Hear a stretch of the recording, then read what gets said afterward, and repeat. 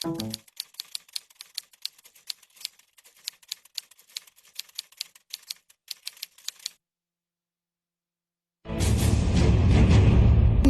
की रो में 3 औरतें हैं जिनके मुंह पे कालक लगा के उनको पेश किया गया। आप सानिया मिर्जा को बढ़ावा दे रहे हैं? आप मुझे बताइए, आप लिबास में खेलिए, आप उसी लिबास में खेलिए। देखिए मेरे हाथ में छड़ी है, अरे मैं इलाज कर दूंगा। आपको इजमा और क़यास का पता ही नहीं क्या है?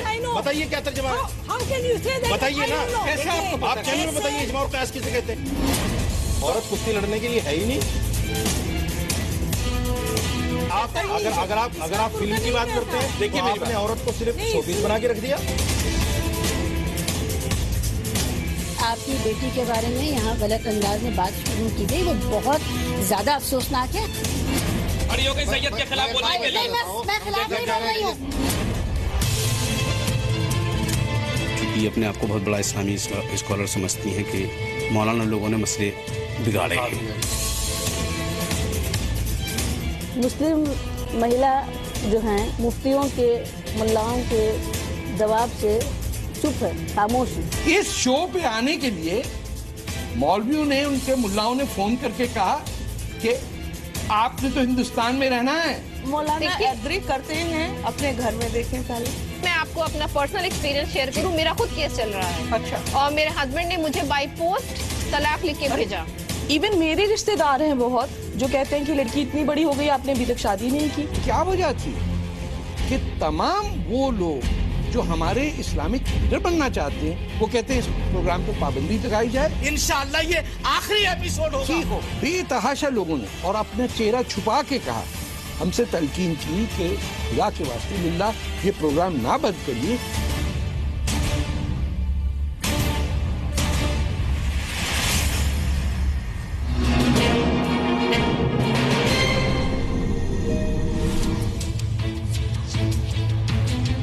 नमस्कार, अस्सलाम वालेकुम, आदाब। मेरा नाम है तारिक फतेह और एक बार फिर आपके पास फतह का फतवा लेके हाजिर हुआ हूँ। इस हफ्ते ज़रा प्रोग्राम ज़रा हटके है। वो इसलिए कि शो के अंदर कोई मर्द मेहमान नहीं है, कोई मौलाना नहीं है। यहाँ सिर्फ ख़वातीन हैं, महिलाएं हैं और बाद में हम बताएंगे आपको कि इसकी क्या वजह है। लेकिन सबसे पहले आपको आज के मेहमानों से तारुफ करा दूँ। मेरे साथ हैं प्रोफेसर शीरीन मसरूर, अलीगढ़ यूनिवर्सिटी में केमिस्ट्री पढ़ाती हैं और all India women's personal law board की यूपी की चेयर भी हैं माशाअल्लाह। उनके साथ है शबनम सिद्दीकी जो एक बिजनेसमैन है यूपी में, बहुत कामयाब, हिंदुस्तान से लेदर गुड्स एक्सपोर्ट और इंपोर्ट करती हैं और शायरी भी करती हैं। Welcome to the show. और सीधे हाथ पे मेरे हैं नामी जामी शख्सियत और आमना शेरवानी जिनका हिंदुस्तान के मौलवियों से बड़ा करीबी रिश्ता है। Welcome to the show. और फिर हैं सल्तनत हमारे साथ, दिल्ली यूनिवर्सिटी में फाइनल ईयर लॉ की स्टूडेंट हैं और ख़ास इनकी नज़र है मुसलमान महिलाओं के साथ जो पर्सनल लॉ बोर्ड और जो चर्चा चल रहा है उसके बारे में ये रोशनी डालेंगी। तो आज का मुद्दा हमने इसीलिए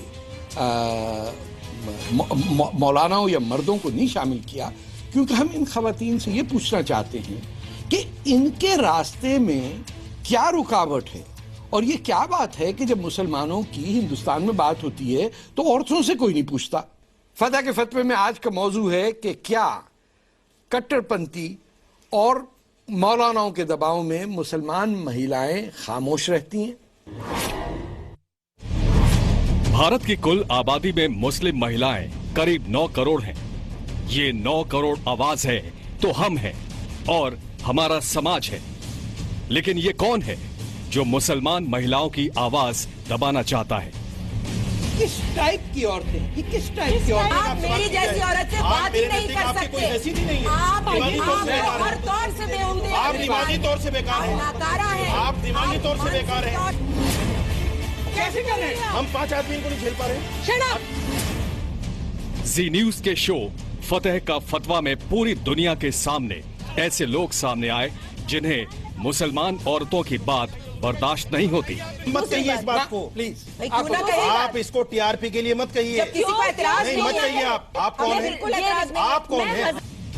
जिस देश की कुल मुस्लिम महिलाओं में 50% से ज्यादा आबादी पढ़ी लिखी ना हो, जिस देश में सिर्फ 2.5% मुस्लिम महिलाएं ग्रेजुएट हों, और जहां ग्रामीण भारत में करीब 85% मुस्लिम महिलाएं ऐसी हैं जो लिख या पढ़ नहीं सकती, वहां क्यों ना एक ऐसी दुनिया हो जिसमें कट्टरता ना हो, जहां महिलाओं को हक हो बोलने का। फतेह का फतवा है कि मुस्लिम महिलाओं पर कट्टरपंथियों का दबाव बढ़ाने की साजिश बंद होनी चाहिए। पिछले हफ्ते कई दिनों से हिंदुस्तान के जो आलिम दीन है मुसलमानों में, मौलाना, मुफ्ती, मौलवी, सब लोगों ने एक मुहिम चलाई कि फतह का फतवा जो जी न्यूज पे प्रोग्राम है उस पर पाबंदी लगाई जाए। कोर्ट में चले गए, कुछ इलेक्शन कमीशन के पास चले गए, लेकिन बेतहाशा लोगों ने और अपना चेहरा छुपा के कहा, हमसे तलकीन की कि खुदा के वास्ते लिल्लाह ये प्रोग्राम ना बंद करिए। लेकिन ये क्या वजह थी कि तमाम वो लोग जो हमारे इस्लामिक लीडर बनना चाहते हैं वो कहते हैं इस प्रोग्राम पे पाबंदी लगाई जाए, वरना उन्होंने तो यहाँ आके धमकियां भी दी हमें कि ये आखिरी शो है। किसी ने कहा जूते से मारूंगा, किसी ने कहा गर्दन काट दूंगा, और एक साहब ने तो ये छड़ी लेके आमना शेरवानी के ऊपर हमला करने की भी कोशिश की। आमना, आपसे मैं शुरू करूंगा, बताइए ये क्या वजह है? क्योंकि उस प्रोग्राम के अंदर भी अच्छी खासी बहस हो रही थी, 1 घंटे तक। आपने भी काफी मौलाना साहब के साथ ज्यादती की, उन्होंने भी की, लेकिन ये तो पता चला कि 2 मुसलमानों का एक इख्तिलाफ है किसी बात पे और बहस हो रही। तो इसमें क्या बुराई है कि वो चाहते हैं कि प्रोग्राम ही बंद हो जाए या औरतें ना बोलें इस बात? देखिए, जो हमारी पितृसत्ता है वो जवान मर्दों को भी उसी तरह से अंकुश में रखना चाहती है, औरतों को भी अंकुश में रखना चाहती है। बॉस अगर हमें मारेगा तो वो हम पीकर आ जाएंगे, घर आकर बीवी बच्चों पर गुस्सा निकालेंगे। ये है वो सारा खेल। आप तो बिजनेस में हैं, कभी बॉस आपने भी किसी को डांटा वांटा होगा, तो ये इनकी एनालिसिस से कुछ आप इत्तेफाक रखती है शबनम साहब? फाइट तो करना पड़ा है, फाइट तो करना पड़ता है लेडीज को। बहुत सारी ऐसी जगह जहाँ प्रॉब्लम्स आते हैं, जहाँ पे लोगों को जो बढ़ना चाहती हैं उनको रोका जाता है। आपको कभी किसी ने रोका? आपके फादर ने या हस्बैंड ने कहा कि ये क्या कर रही है, तुम बिजनेस कर रही हो? नहीं, मेरे फादर ने मुझे कभी नहीं रोका, मेरी मदर ने जरूर रोका। तो पेट्रियार्की इसका मतलब है कि खवातीन में भी होती है, औरतें भी करती हैं प्रोफेसर साहब? औरतें ही ज्यादा करती हैं। औरतें ज्यादा करती हैं? औरतें ही औरतों को ज्यादा रोकती हैं। प्रोफेसर साहब, आप तो यूनिवर्सिटी में, अलीगढ़ मुस्लिम यूनिवर्सिटी में all India Muslim women's person law board में हैं जी। सहमत हैं आप इससे कि औरतें भी ज्यादती कर रही हैं? नहीं, देखिए, हर चीज का अपना लेवल होता है। अगर जहाँ मर्दों को लगता है तो वहाँ वो औरतों पे रूल ओवर होना चाहते हैं जी। और जहाँ औरतें ऊपर होती हैं वहाँ औरतें भी मतलब दूसरे को सप्रेस करना चाहती हैं। लेकिन अगर एक बात देखा जाए तो मुझे लगता है कि शायद औरत ही ज्यादा औरत की दुश्मन बनती जा रही है। तो अभी यूनिवर्सिटी में ही है, लॉ पढ़ रही है दिल्ली यूनिवर्सिटी में। Can you resonate with this, कि आपके जहन में आता है कि ये बातें सही हैं? ये बहुत लड़कियों की फैमिलीज हैं जो उन्हें नहीं बढ़ने देती हैं। क्या कहती हैं, शादी कर लो जल्दी? वो कहती हैं शादी कर लीजिए। इवन मेरे रिश्तेदार हैं बहुत जो कहते हैं कि लड़की इतनी बड़ी हो गई, आपने अभी तक शादी नहीं की। फिर मुस्लिम महिलाएं जो हैं, इनको बेड़ियों में किसने रखा है? किसी सोच ने रखा, एक ग्रुप ऑफ लोगों ने रखा है, या किसकी साजिश है? क्योंकि मुसलमान औरतें यानी हिजाज के जमाने में उस वक्त तो जंगों पे भी गई हैं, हदीस लिखी है। हाँ। और एज अ नर्स काम किया है, एज अ गाइड काम किया है। ये सब नहीं, तो बदला कुछ नहीं है, वही सब चीज है, लेकिन लोग बदल गए हैं, सोच बदल गई है, सोच बदल गई है। आप जरा मुस्कुरा रही जैसे you don't sort of fully agree. नहीं, मैं ये बात कहना कि औरत ही औरत की दुश्मन है, मैं इससे बिल्कुल इसके मुखालिफ हूँ। बिल्कुल नहीं है। एक वायरस होता है, वो हमारे शरीर में घुसता है और शरीर में घुस के हमारे अपने शरीर को ही हमारा दुश्मन बना देता है। ये बायोलॉजी है। वायरस न जीवित होता है न मृत होता है। ऐसे ही पितृसत्ता है, वो हर किसी के अंदर घुसती है और हर किसी को ही औरतों का दुश्मन, जवान बच्चों का दुश्मन, छोटे बच्चों का दुश्मन, पर्यावरण का दुश्मन बना देती है। औरतों के दुश्मन ये क्या मौलवी हुए या वो लोग जो शरिया नाफिज करना चाहते ये हैं? एक बहुत बड़ा षड्यंत्र है कंट्रोल, क्योंकि कंट्रोल की इच्छा सभी को है। ये इंजेक्शन हम सबको लग चुका है। मुस्लिम औरतों के लिए ही ये नहीं है, हर औरत के लिए है। सोसाइटी, हर कम्युनिटी में सोसाइटी है, ये अमेरिका में है, एवरीवेयर है। जो बच्ची हमारी मुसलमान इंडिया में सानिया है, उस पे जो इल्जामात लगे हैं हमने तो बहुत देखे। मजहब क्या है? मजहब तो इंसान के अपने लिए होता है ना, एक यकीन है। तो आप कैसे किसी को खारिज कर देंगे अगर आप मुस्लिम नहीं हो या आप हिंदू नहीं हो या फिर ज्यू नहीं हो या क्रिश्चियन नहीं है? इसी के करने से क्या होता है? नाम बदल तो भाई खुदा ने सानिया मिर्जा को सानिया मिर्जा ही रखा है। हर धर्म में दकियानूसी चीजें लिखी हुई है। हर धर्म को बहुत ज्यादा बदलाव की जरूरत है। कुछ धर्म ज्यादा चतुर है, कुछ धर्म बहुत ज्यादा मूर्ख है। कुछ धर्म चतुर है, वो चादर डाल देते हैं। कुछ धर्म जरा मूर्ख है, वो भड़कीले रूप से कह देते हैं। मुझे ये बताइए, तो हमारे मुल्ला कटमुल्ला झुटमुल्ला भड़कीले मुल्ला भी है। मैं जहाँ रहता हूँ कनाडा में, वहाँ तो हर किस्म का मजहब है, हर किस्म की एथलेटिक्स हो रही हैं। मैंने कभी नहीं देखा कि किसी हिंदू ने या किसी ईसाई ने या किसी पारसी ने एक औरत को कहा कि तुम एथलेटिक्स में हो इसीलिए तुम बदनाम कर रही हो मजहब। ये तो अपनी अपनी सोच है, कौन किसकी सोच कहाँ तक जाती है। ये वही बंदे हैं जिनकी सोच इतनी है कि लड़कियों को पढ़ाओ मत। अब उनकी जो दूसरी मतलब उन्हीं में से दूसरे बंदे हैं जिनकी ये सोच है कि आप ये कपड़े मत पहनो। ये तो सोच है, जिसकी सोच जहां तक जाएगी वो वहीं तक सोच सकता है। कैसे रोकेंगे इसको कैसे इंप्रूव करेंगे? Just ignore it. आप बताइए हमसे कैसे इग्नोर की नहीं जा सकती जी। हर इसको सुधारा जा सकता है। और मैं कहती हूँ धर्म क्यों, हमें सब धर्मों के धर्मांधता के खिलाफ लड़ना होगा, एकजुट होकर, एक साथ होकर। बिल्कुल, किसी एक को टारगेट करने से उसका रिएक्शन इतना गलत होगा कि वो लेने के देने हमको पड़ जाएंगे। सत्ती को खत्म करने के लिए हिंदुओं ने कहा, तमाम हिंदुइज्म की रिफॉर्मिस्ट मूवमेंट जो आर्य समाज है पंजाब में जिधर भी हैं, लोगों की गर्दनें नहीं कटी। सिखों के अंदर कितने फैक्शन हुए। शामी की तो आपने पूरी स्टोरी सुनी होगी ना, तो उसकी बीवी के साथ ज्यादती हुई। बिल्कुल हुई, वो तो हुई, खूब तो हुई। क्यों, कैसे करेंगे? किन लोगों ने किया, उनको आइडेंटिफाई कैसे कर सके? नहीं, उनको आइडेंटिफाई करें, उनको समझाने की जरूरत है कि बस जमाना आप बदल मौलवी गया साहब है। से कभी बैठ के समझाया आपने? मैंने बहुतों को समझाया। एक सेकंड सर, ये तो आजादी बहुत की बात है, मैं हमें अपने कपड़े पहनने का, अपने फ्रीडम है, ये तो राइट है सर, राइट टू ना, फ्रीडम है। लेकिन मौलाना जो तुम्हें वो तो नहीं आपसे मौलाना एग्री करते हैं, अपने घर में देखें पहले।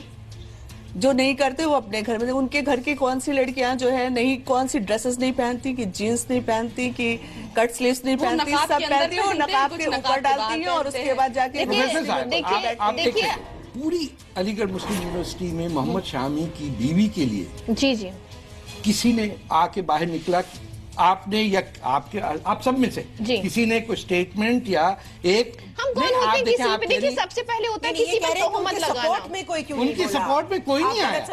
सपोर्ट भी नहीं किया। तो मैं वही तो बात कर रहा हूँ, क्यों नहीं किया, कि किस तरह हमारे मुंह बंद हो जाते हैं। मैं आपको बताऊं कितने लोगों को, कितनी खवातीन को, महिलाओं को, मैं एक बात करें, इस शो पे आने के लिए मौलवियों ने, उनके मुल्लाओं ने फोन करके कहा कि आपने तो हिंदुस्तान में रहना है, ये तो चले जाएंगे। धमकियां मिली और लोग रुक गए। इस्लाम में, कुरान में सिर्फ आंखों के पर्दे का जिक्र है, जो मर्द को भी रखना होता है और औरत को भी रखना होता है। दोनों के लिए, मर्द औरतों के सामने टांग फाड़ के नहीं बैठ सकता, ना ही कोई औरत बैठ सकती है। ऐसा लिबास नहीं पहनना चाहिए। दोनों को आंखों का पर्दा, कपड़े का पर्दा, कपड़े की चादर का कहीं जिक्र शामी नहीं। पे आइए, आपने कुछ बोले, शामी पे आपने कुछ कहा। मैंने तो कहा, मैं तो हर जगह कहती हूँ कि हर औरत को जिस तरह के कपड़े पहनने, जितनी आजादी चाहिए। देखिए, जो इस्लाम में है, हमें उसको बीइंग अ मुस्लिम नहीं, being a Muslim woman I have to keep its dignity. ठीक है, तो जो है हमें कवर करना है, हमें ऐसे लिबास नहीं पहनना है, तो हम वो करेंगे। और देखिए, अगर हम पुराने जमाने में बात करें तो हमारे हुजूर सल्लल्लाहु अलैहि वसल्लम, उनके साथ हम उनकी, मगर अब आप स्विमिंग टीम पे हैं तो आपको तो स्विम सूट पहनना पड़ेगा ना। हम ऐसी जगह जाए ना जहाँ औरतें ही हो, हम क्यों ऐसे ओलंपिक्स में कम्पीट नहीं, अगर हम क्यों ऐसे जाएं तो उसमें भी आप ऐसे कपड़े पहन सकते हैं, ऐसा नहीं है। बिल्कुल, स्विमिंग में सेकंड टू सेकंड, यानी कि जो स्विमर्स होते हैं उनकी बिल्कुल एरोडायनामिक उनके कपड़े डिजाइन किए जाते हैं कि एक सेकंड भी उनको कम ना हो। देखिए हेड कवर्ड मैंने कहीं देखा था। इस्लाम और कुरान भी यही कहता है कि आंखों का पर्दा बरकरार रखिए, कपड़े के पर्दे, कपड़े के हिजाब लिखे ही नहीं। इस्लाम एक आजादी देने वाला धर्म था, किसी को किसी कपड़े में ढक के रखने वाला धर्म नहीं था। इस्लाम इल्म की ओर जाने वाला धर्म था। इस्लाम हमको पीछे ले जाने वाला धर्म था ही नहीं। आप सब सवाल कर रहे हैं। आज कोई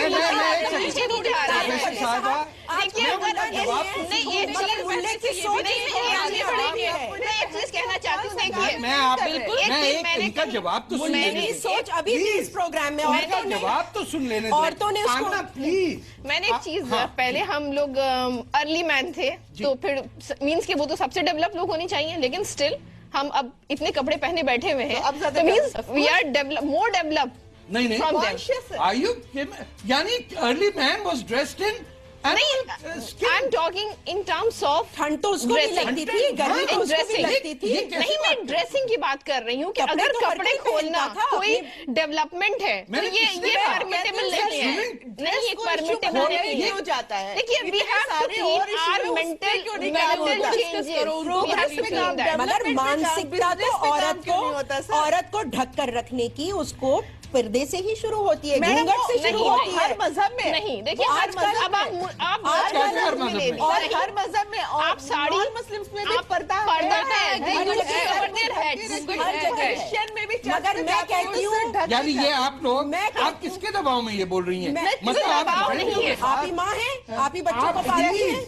एक मिनट तो उन्हें दें कि वो जवाब वही बात आ जाती है, औरत ही औरत की दुश्मन। तो यानी औरतें सिखा नहीं पा रही हैं। प्रोफेसर साहब जी देखिए, इशू ये है कि मुसलमान औरत इस वक्त चाहे ईरान में है, सऊदी अरेबिया में, हिंदुस्तान में है, और हिंदुस्तान की मुसलमान औरत सबसे ज्यादा लकी क्योंकि जमहूरियत में रहती, यहाँ आपकी पिटाई आम नहीं हो सकती।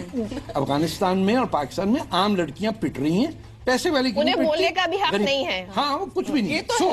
अब जब आपके पास ये हक है, जमहूरी हक है, आपको कुछ छू नहीं सकता, मार नहीं सकता, हाँ, उसके बावजूद यहाँ लोग आके कह रहे हैं कि हम 4 शादियां करेंगे। एक मुफ्ती साहब जो आए उन्होंने कहा 4 शादियां करो और 40 बच्चे पैदा करो और 2050 तक नहीं। तो उन्हें इस बात की नॉलेज नहीं कि 4 शादियां किस केस में आप डिफेंड कर रही हैं, किस केस में होती हैं। So that are you saying? उन्हें गलत फहमी है कि मैं अपनी बहनों से एक सवाल पूछना चार शादियां एंटरटेनमेंट के लिए नहीं हो की जाती। 4 शादियां प्लीज कहना है वो कन्वर्सेशन में था। 4 शादियां एंटरटेनमेंट के लिए नहीं की जाती, होनी चाहती औरत को पना देने के लिए। सुनिए मेरी बात सुनिए, सुनिए आप औरत को पूरी बात करने दीजिए। 4 शादियां मर्द ने एक करी, भाई अगर उस औरत से उसे प्रॉब्लम है, प्रॉब्लम मीन्स वो बच्चे नहीं दे पा रही है, अडॉप्ट कर ले। एडॉप्ट सुनिए तो एडॉप्ट से उसकी नस्ल नहीं बढ़ेगी। हाय, नस्ल कहाँ से आ गई? नस्ल बहुत जरूरी होती है। इस्लाम में नस्ल कहाँ से आ गई? अब पूरी बात करनी दीजिए आप। नहीं, पूरी बात करनी। चलिए बच्चे की आप बात छोड़िए, बच्चे भी हैं, लेकिन कोई उससे बड़ी उम्र की औरत है जिससे सहारे की जरूरत है। ऐसा नहीं कि हर औरत, देखिए हर औरत इंडिपेंडेंट नहीं है। देखिए रुक जाइए, अगर आप दूसरी शादी कर रहे हैं, दूसरी शादी कर रहे हैं तो जो आपकी दूसरी बीवी हो वो पहले से कमतर हो। अरे कैसी बात करो बीबी, मर्दों को अरे आपने डरा दिया। डराया नहीं, आप बताइए क्या कह रही थी आप? जो बिना शादी के सहारा देते हैं तो जो समाज होता है वही उसके लिए मतलब खड़ा हो जाता है कि आप बिना शादी के कैसे इसके साथ सोसाइटी एक्सेप्ट नहीं करती है। शादी देखिए एक बात, आपने तो पोलिगमी को सपोर्ट कर दिया, आप तो ऑल इंडिया सपोर्ट नहीं कर रहे हैं। देखिए सपोर्ट नहीं कर रहे हैं, आपको कंडीशन बता रहे हैं कि in which condition it is allowed. मैं कहता हूं डिसअलाउड होना चाहिए। देखिए डिसअलाउड वो बात अलग, अब होनी चाहिए ये चीज इम्प्लीमेंट कब होगी? हो जाना चाहिए। तो आप लेट मी से पहले ये चीज कब मिसअंडरस्टैंडिंग ना हो, ये चीज कब अलाउड हुई? जब औरतें ज्यादा थी, मर्द कम कब थे औरतें ज्यादा? सुन तो लीजिए, जब जंग हुआ करती थी औरतें बेवा हो जाती थी, उस टाइम पर ये अलाउ था कि 2-3 शादियां कर सकता था, क्योंकि औरतें गलत उसमें ना जाए। आज हरियाणा में सोसाइटी में उनको एक हरियाणा में 1000 लड़कों पे 770 लड़कियां हैं। आज हरियाणा में 1000 लड़कों पे 770 लड़कियां हैं। मार के तो क्या लड़कियों को 2-2, 3-3 शादी करना इजाजत होनी चाहिए इस्लाम के रूल से? क्यों? जब मर्द को सहारा देना है तो हम औरतें भी कुछ मर्दों को सहारा देना चाह सकते हैं। सोसाइटी बदलिए मैडम, सोच बदलिए। इस्लाम ने अगर सहारा देने के लिए इजाजत दी है तो हरियाणा में मुसलमान लड़कियों को 2-1 लड़कों से शादी करने, क्योंकि हमारे हरियाणा के लड़कों को बहुत ज्यादा सहारे की जरूरत है। बेचारे बिंदाहे घूम रहे हैं, बेचारों की नस्ल खत्म हो गई है। सहारा मतलब सहारे का मतलब ये नहीं है। सहारे का मतलब शादी करना नहीं है ना, तो फिर मर्दों के लिए क्यों है? मैं एक बात मर्दों के लिए प्रोफेसर साहिबा, तो फिर बच्चे परेशान हाल थे। प्रोफेसर साहिबा, उस वक्त इतनी पढ़ाई लिखाई नहीं थी। नए दौर में क्यों नहीं बदल सकते? हिंदुओं में लिखा था कि सती चलेगी, हिंदुओं ने बदला। हिंदुओं में लिखा था सदी प्रथा थी ना, इसीलिए तो स्ट्रगल हो रहा है। तलाक और इसीलिए स्ट्रगल हो रहा है। औरतों से शादी करना धर्म कहाँ से? इसीलिए स्ट्रगल हो रहा है। शबनम आप बताइए। ये भी तो एक प्रथा ही है, 4 शादियां, ये कोई धर्म थोड़ी है। इस पूरे बहस में जो बहुत ही मुझे डिस्टर्बिंग चीज लगी कि सब कहने के बाद भी इन दी एंड वही बात साबित हो गई जो मौलवी कह रहा है। बिल्कुल वो बैठे हैं आज। आप बताइए, मैं एक सेकंड, इस कमरे में उनकी मुझे बात करने देखिए। देना, बात तो करने देना प्लीज। देखिए, हमने आम हिंदुस्तानी मुसलमानों से पूछा कि क्या हमारी खवातीन, औरतें, महिलाएं जो हैं वो कट्टरपंथी या मौलाना या मौलवियों के दबाव की वजह से खामोश रहती हैं और अपनी बात नहीं कह पाती? देखिए, ज़रूर प्रेशर तो होता ही है, ये क्लेरिक्स की तरफ से तो होता ही है।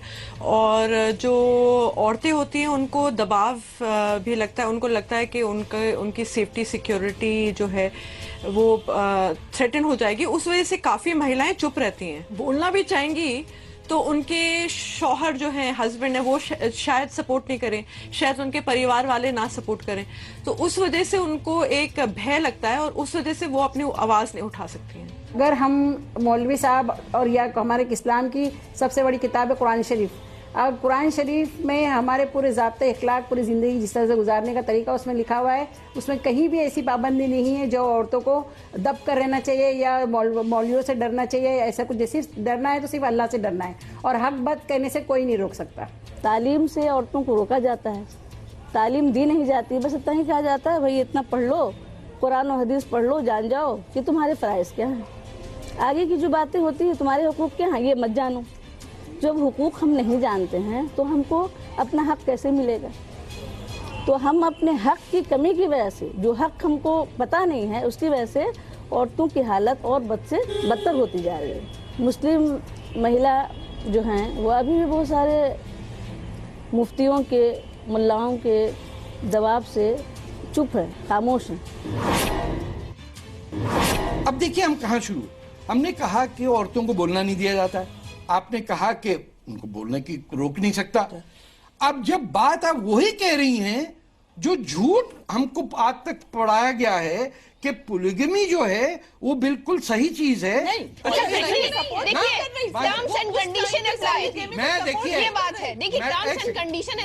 मैडम प्लीज देखिए, आप काफी आपने देखिए, आप जब किसी सूरत भी डिफेंड करेंगे कि पोलिगमी इस कंडीशन में या उस कंडीशन में, ये बुनियादी ह्यूमन राइट्स और इंसानी हकूक के मुंह पे चांटा है, खिलाफ है। और किसी शख्स को अपनी बेटी किसी मर्द के साथ जिसकी 3 बीवियां और हैं दे के बताइए। और जो हमने हैदराबाद में देखा कि बच्चियां बिक्री 12-12 से 15-15 साल तक की, ये उसी का नतीजा है कि औरतों को कन्विंस कर दिया। प्रोफेसर है, मैं क्या कहूं, वो कह रही है कि किसी इसका कोई वो था, हमें तो इस वक्त चाहिए ब्लैंकेट बैन। ये अब है आज सर, तो बैन कर देना चाहिए, अब कर देना चाहिए, but it is allowed in earlier time, हर मजहब के पहले है, जैसे पहले सती था। शबनम आप बताइए, मैं इस पे क्लैरिटी चाहता हूं क्योंकि जब आप बोलती हैं 4 शादियों में पनाह देना कैसे कह सकते हैं? सर वो जमाना दूसरा था। नहीं पहना, यानी उस जमाने में मर्द, आज जमाने दूसरा, देश चाहिए, वो इतने दिल के साफ थे कि वो मजबूर मजलूम औरतों को एक्सप्लॉइट नहीं करते थे, उनको exploitation madam from the beginning हुआ है और टिल द एंड ऑफ ये डिफेंस कैसे हो गया के बजाय खत्म करने के हम जस्टिफाई कर रहे हैं? नहीं, हम खत्म करने की बात कर रहे हैं, प्रोफेसर तो कर रहे हैं हम उससे हम पहले की बात कर रहे हैं कि व्हेन इट इज अप्लाइड। मेरा सिर्फ एक सवाल है वकील साहब कि औरतों को प्रोटेक्शन और पनाह देने के चक्कर में मर्दों को 4 शादी करने का जस्टिफिकेशन राइट है या रॉन्ग है? बिल्कुल गलत है, बिल्कुल गलत है। ये तो पहले का टाइम था, उस टाइम लड़कियां अपने पैरों पे नहीं खड़ी थी। गलत है और आज तो लड़कियां मैं एक ब्रेक लेना चाहता हूँ, अपने साथ 4 आदमियों को और पाल सकती हैं। मैं एक ब्रेक लेना चाहता हूँ, उसके बाद आएंगे, लेकिन पहले ये एक तस्वीर देखिए। ये ऑस्ट्रेलिया में अभी अगले महीने एक इस्लाम पे कॉन्फ्रेंस होने जा रही है और उस कुरान पाक के बारे में उस पर गुफ्तगू होगी। 7 से 9 मौलवी ऊपर हैं और नीचे की रो में 3 औरतें हैं जिनके मुंह पे कालक लगा के उनको पेश किया गया। ये तस्वीर अफगानिस्तान की नहीं है, ये तस्वीर ईरान की नहीं है, सऊदी अरेबिया की नहीं है, ये उस मुल्क की है जहां लोग हिंदुस्तान, पाकिस्तान और अरब दुनिया से पनाह लेने वाले मुसलमान जाके बसे हैं और फिर वही काम कर रहे हैं वहां पे जिसके लिए यहां मुसलमान बदनाम हो रहा है कि औरत की शक्ल दिखाने एक पोस्टर पे उनको एतराज। ये खबर दुनिया भर में छपी है और जब हम वापस आएंगे तो इस तस्वीर के बारे में अपने मेहमानों से बात करेंगे। थोड़ा सा वक्फा। सर, वो इकबाल का एक शेर नहीं है, ताहिर लाहौती, उस रिस्क से मौत अच्छी जिस रिस्क से आती हो परवाज में कोताही। ये क्या बात कही है? जरा हिंदी में ट्रांसलेट करके बताइए। उस रिस्क से मौत अच्छी है। उर्दू में बोल रही है सर। उस खाने पीने से जो आपको अल्लाह, जो भी आप खाते पीते हैं, ऐसे रिस्क से, ऐसे अन्न से मौत अच्छी है जिससे कि आपकी परवाज में, आपकी फ्रीडम में बल मिलता हो। वाह, आपको क्या बात है, रोकता हो। मजा आ गया।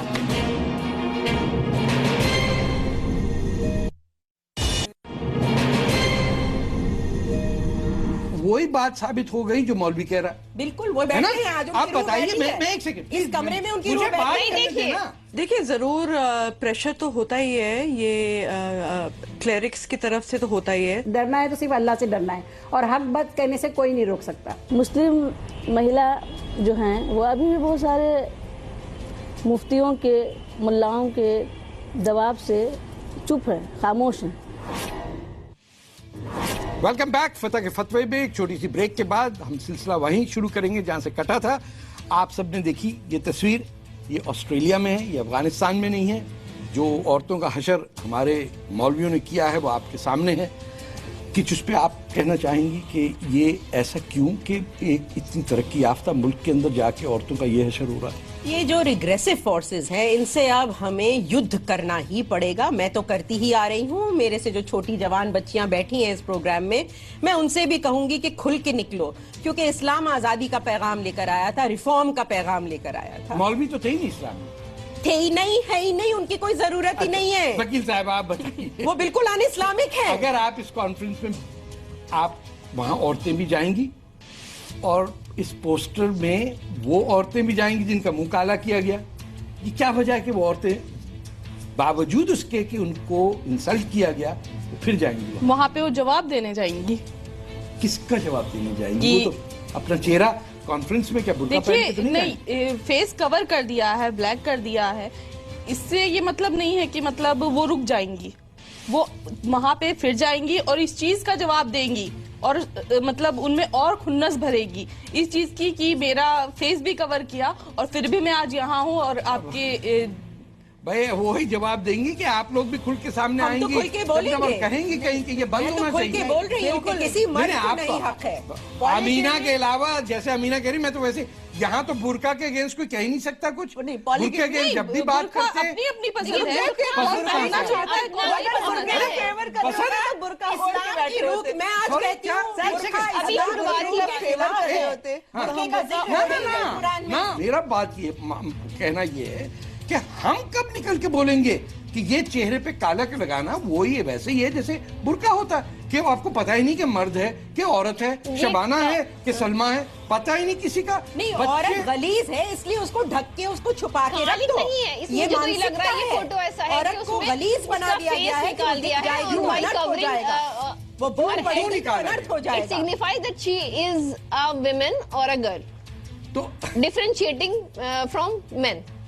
ये बताइए आप इसको अभी तक जस्टिफाई करे जा रही हैं? नहीं, जस्टिफाई नहीं कर रही। क्या कह रही है? आप गड़ा लफ्जों में कंडेम करने की की जुर्रत कैसे हुई, इनकी हिम्मत कैसे हुई?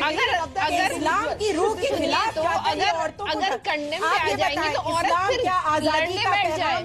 इस्लाम ने जब स्लेव्स को आजाद कर दिया तो क्या औरतों को बुरखों में कैद करने के लिए आया था इस्लाम? देखिए, कैद नहीं किया जा रहा, बुरखे की बुरखे के अंदर रहकर आजादी कैसे मिलेगी? कहा था कि ढका हुआ होना चाहिए। क्यों ढका हुआ होना चाहिए? उसकी चॉइस है। अब आप ये बताइए, औरतों में क्या हम भी ऐसे कपड़े पहने बैठे हैं, अगर हम इससे कम पहन लेते तो क्या हो जाता? तो क्या हो जाता? ये हमारी चॉइस है ना, क्या हो जाता? ये हमारी चॉइस है, ये हमारा एक रेस्पेक्ट है बड़े के लिए, ये हमारा एक रेस्पेक्ट है बड़े के लिए। This is what Islam is teaching. ये सिर्फ एक इसका इस्लाम रेस्पेक्ट है ना दूसरे के लिए, या यहूदियत से क्या? तो यानी मुंह छुपा के रिस्पेक्ट होगा और नहीं देखिए, मुंह छुपाने अपनी आइडेंटिटी को रिप्रेजेंट करने के लिए हमको एक मूवमेंट चलाना होगा। हाँ, मैं यही तो कह रहा हूँ।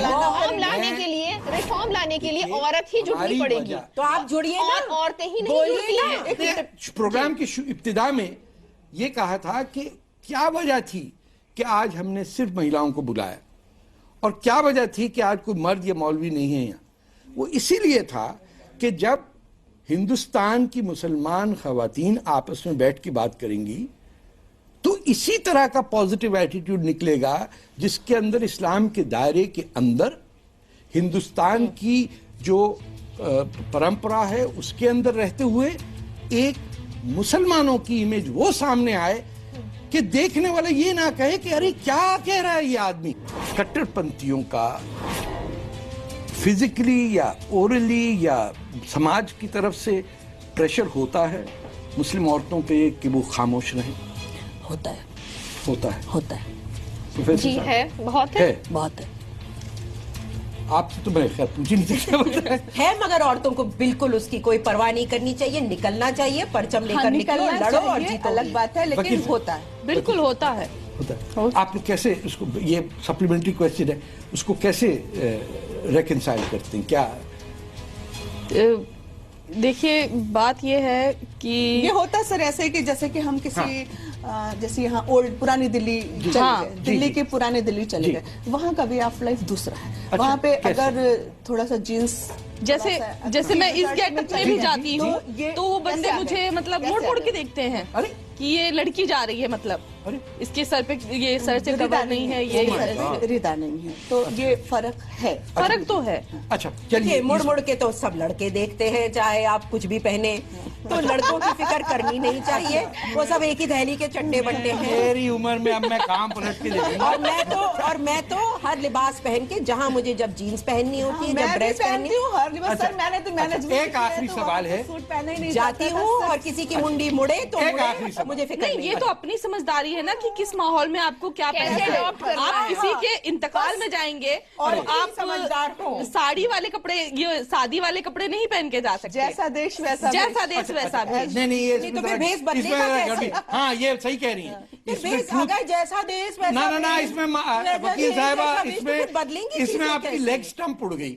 अब मेरा आखिरी सवाल है कि ट्रिपल तलाक के बारे में कहा जा रहा है कि वो यूपी के इलेक्शन के बाद गवर्नमेंट उसको बैन कर देगी, बैन करने। One at a time. कैसा आप अपना रिएक्शन उस पर? वकील साहब आपसे शुरू करता हूँ, बताइए, खुश है, नहीं है, क्या? देखिए, ट्रिपल तलाक जो है वो लड़कियों के लिए तो अच्छा नहीं है। As a being a girl, कल को मेरे साथ भी कुछ हो सकता है इंसिडेंस ऐसा, तो मैं तो अपने पैरों पे खड़ी हूँ, अल्लाह पाक की रहमत है कि मैं अपने पैरों पे खड़ी हूँ। जो लड़कियां अपने पैरों पे नहीं खड़ी हैं, पहले वो पेरेंट्स पे डिपेंड होती हैं, बाद में वो हस्बैंड पे डिपेंड होती हैं। उसके बाद जब उन्हें डाइवोर्स मिल जाता है, तलाक 3 तलाक को एट ए टाइम बोल देता है बंदा, उसके बाद वो किसके आगे जाके खड़ी होंगी? ना उन्हें मेंटेनेंस मिलती है, ना उनके लिए कुछ किया जाता है। कि ये बैन होना चाहिए। जब इस्लाम में ट्रिपल तलाक है ही नहीं तो इसको पता नहीं कहां से आई, इसको तुरंत खत्म कर देना चाहिए। जो चीज है ही नहीं उसके ऊपर झगड़ा किस प्रकार का, और जैसे बैन नहीं होता है तो मुल्लाओं की बनाई हुई साजिश है। उसकी वैल्यू पे नहीं कर रहे, हम कह रहे हैं कि अगर हुकूमत आज की गवर्नमेंट इंट्रोड्यूस करती लेजिस्लेशन जिसके तहत ट्रिपल तलाक इज एबोगेटेड, मैं कहती हूँ जब वो है ही नहीं तो उसको बैन करने की कोई जरूरत ही नहीं है। जो आदमी ट्रिपल तलाक दे रहा है उसे सीधा जेल में डाल दिया जाए शरीयत को तोड़ने के लिए और भारत के कानून को भी तोड़ने के लिए। तलाक बैन हो जाना चाहिए, ठीक है, ट्रिपल तलाक बैन होने, लेकिन क्या आपको लगता है कि ट्रिपल तलाक बैन होने से क्राइम रुक जाएगा या तलाक होना बंद हो जाएंगे? या तलाक के थोड़ी है, पॉइंट ये है कि औरत भी चाहिए।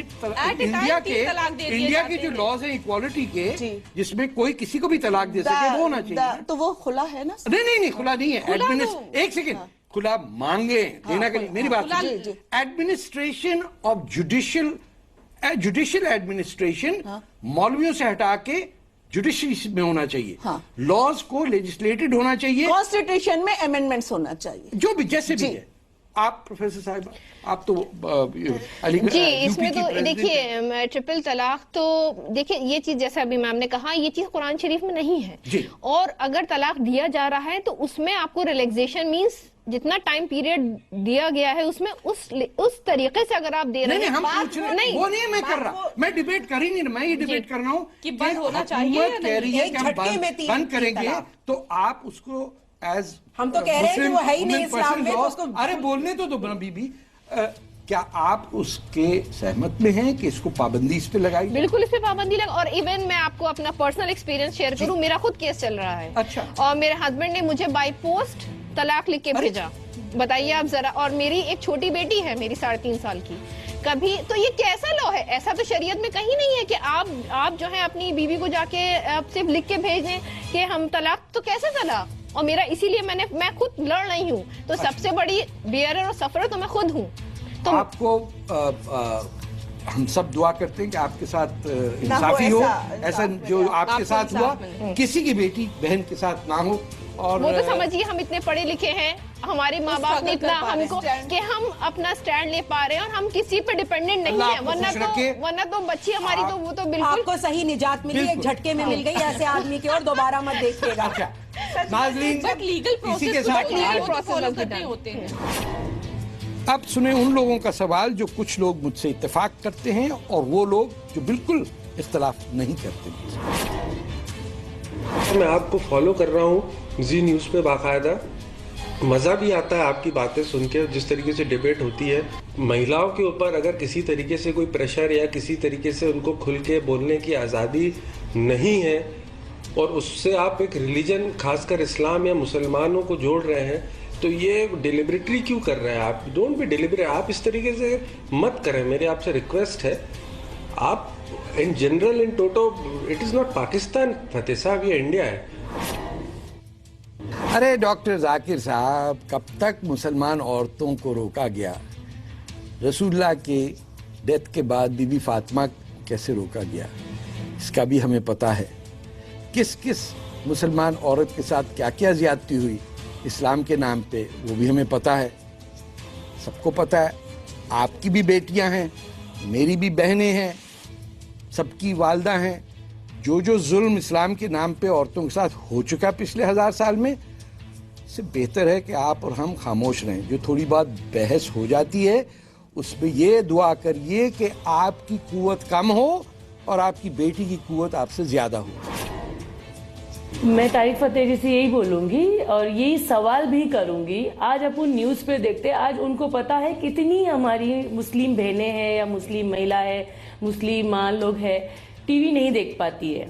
काफी जगह ये हद तक है कि हम टीवी तक नहीं पहुंच पाते। तो मैं चाहूंगी कि एक टीम बने, ये महिलाओं तक जाए और महिलाओं तक काम करे और ये मैसेजेस पहुंचाए वहां तक।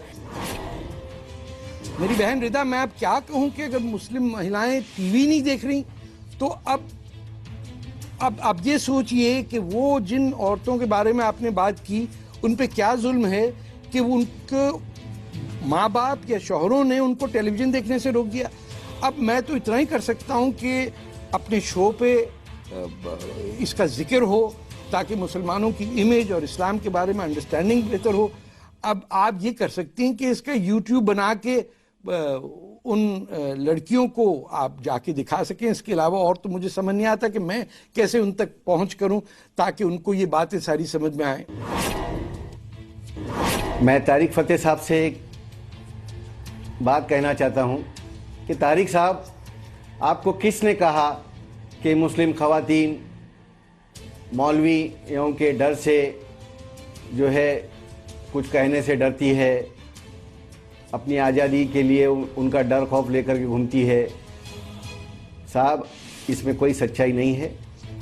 इस्लाम मज़हब के अंदर औरतों को जो आज़ादी दी है वो दुनिया के किसी भी मज़हब के अंदर आज़ादी नहीं मिली है।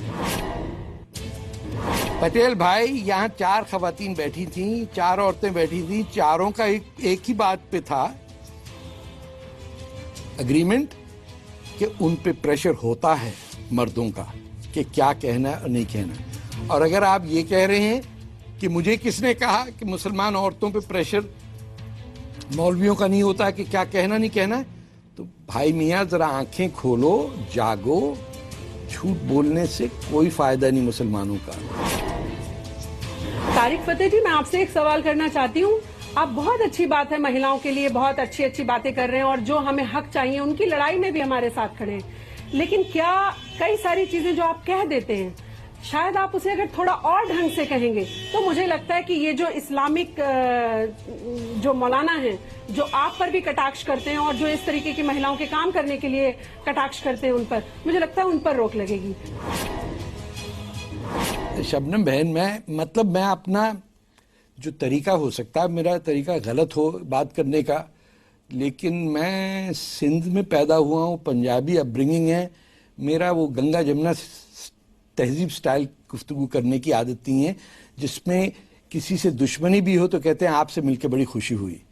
तो ये दोगलापन मुझे आया नहीं है। मेरे वालिद अलीगढ़ के पढ़े हुए, बॉम्बे के हैं, माँ मेरी लाहौर की हैं, तो मेरा ये कसूर है कि मुझे सच बोलने की आदत हो गई है। अब बड़ा मुश्किल से जाएगी, अब तो आखिरी उम्र में हूँ मैं।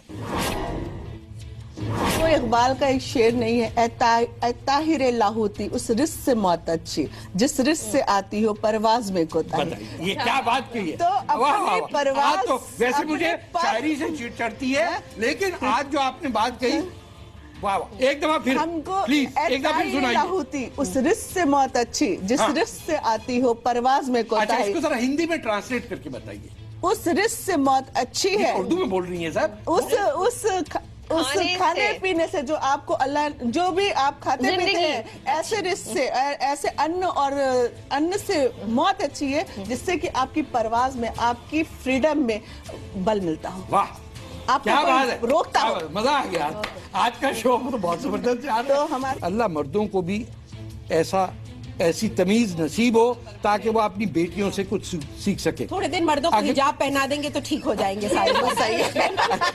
अगले हफ्ते तक इजाजत दीजिए, आपसे फिर इंशाल्लाह मुलाकात होगी। खुदा हाफिज।